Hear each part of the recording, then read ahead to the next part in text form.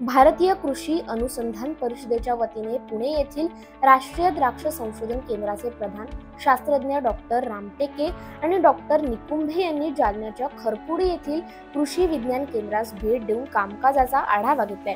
कृषी तंत्रज्ञान शेतकऱ्यांपर्यंत किती प्रभावीपणे पोहोचते आणि हे तंत्रज्ञान पोहोचविण्यामध्ये कृषी विज्ञान केंद्र कशा प्रकारे भूमिका बजावत आहे या संदर्भात आढावा घेण्याच्या हेतूने सदरील शास्त्रज्ञांनी कृषी विज्ञान केंद्रास भेट दिली आहे। कृषी विज्ञान केंद्रामार्फत मागील 3 वर्षात घेण्यात आलेले कार्यक्रम, प्रशिक्षणे, प्रथमदर्शी पीक प्रात्यक्षिके, शेतावरील चाचण्यांचे आयोजन या संदर्भात माहिती जाणून घेतली। यावेळी सर्व शास्त्रज्ञ, अधिकारी आणि कर्मचाऱ्यांची उपस्थिती होती।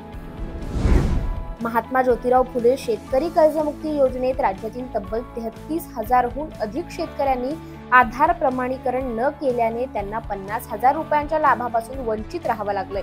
या शेतकऱ्यांना हा लाभ मिळण्यासाठी आता 7 सप्टेंबरची मुदत देण्यात आली असून या मुदतीत त्यांनी बँक खाते आधार क्रमांकाशी जोडून घ्यावे असे आवाहन सहकार विभागातर्फे करण्यात आले। शेतकऱ्यांनी घेतलेल्या अल्पमुदत पीक कर्जाची ठरलेल्या मुदतीत परतफेड केली आहे अशांना जास्तीत जास्त 50,000 रुपयापर्यंत प्रोत्साहनपर रक्कम लाभ देण्यात आलाय।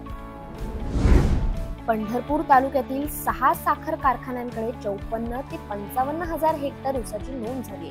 त्यामुळे पंढरपूर तालुक्यातील विठ्ठलराव शिंदे सहकारी युनिट 2, विठ्ठल सहकारी, पांडुरंग सहकारी, सहकार शिरोमणी, सीताराम सहकारी आणि कृषीराज शुगर या 6 साखर कारखान्यांच्या माध्यमातून यंदा 36 लाख मेट्रिक टन ऊसाचे गाळप होईल अशी अपेक्षा कारखाना प्रशासनाकडून व्यक्त केली जाते। पंढरपूर तालुक्यातील विठ्ठलराव शिंदे, विठ्ठल, पांडुरंग, सहकार शिरोमणी, सीताराम आणि कृषीराज शुगर कारखान्यांसह तालुक्याबाहेरील काही कारखान्यांच्या माध्यमातून ऊसाचे गाळप केले जाते। तालुक्यातील 6 कारखान्यांच्या माध्यमातून यंदाच्या गाळप हंगामात 36 ते 37 लाख मेट्रिक टन गाळपाची कारखाना प्रशासनाला अपेक्षा आहे।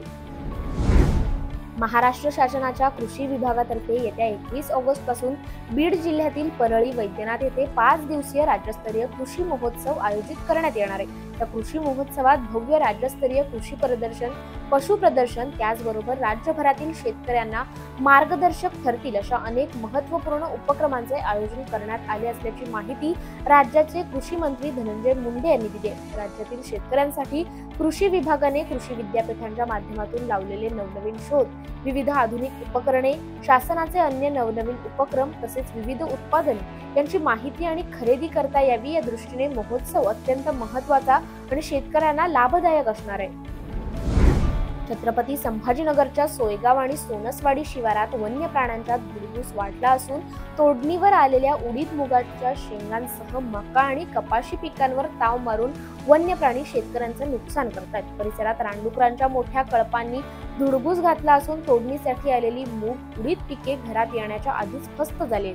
या प्रकरणी सोयगाव वन विभागाने या प्राण्यांचा त्वरित बंदोबस्त करावा अशी मागणी नुकसानग्रस्त शेतकऱ्यांनी केली आहे। छत्रपती संभाजीनगर जिल्ह्यात खुलताबाद तालुक्यातील टाकळी, रायजेराय, वडोद, लामणगाव, धामणगाव, विरमगाव, जमालवाडी गावांमधील 22 शेतकऱ्यांकडून मोहगणी झाडांच्या लागवडीच्या नावाखाली 2 भामट्यांनी 55 लाख रुपयांना फसवल्याची घटना घडली असून या प्रकरणी 8 दिवसानंतर खुलताबाद पोलीस ठाण्यात रविवारी गुन्हा दाखल करण्यात आला आहे। खोड कीड ही भात पिकावरील एक मुख्य कीड असून तिचे वेळीच नियंत्रण केले पाहिजे। सध्या तालुक्यात उष्ण व दमट हवामान असल्याने काही किडींचा प्रादुर्भाव झाल्याचं दिसून येतं। त्याचा प्रतिबंध करण्यासाठी पिकाची वरचेवर पाहणी करून कीडग्रस्त फुटवे काढून नष्ट करावेत।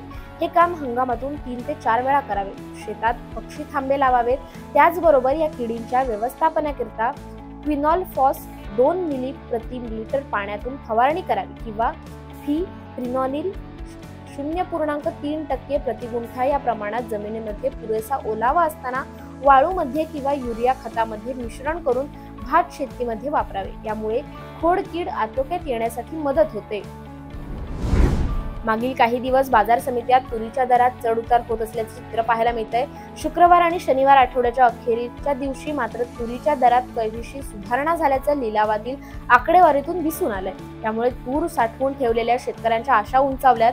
बाजारात तुरीची आवक मात्र अत्यंत कमी आहे. गत हंगामात देशांतर्गत तुरीचे उत्पादन घटले असताना साठाही अत्यल्प होता. त्यामुळे तुरीच्या मागणीत प्रचंड वाढ झाली आणि तुरीचे दर 13,000 रुपये प्रति क्विंटल पर्यंत पोहोचले होते. दरवाढीच्या अपेक्षेने तूर साठवून ठेवलेल्या शेतकऱ्यांना या दरवाढीचा फायदा झालाय.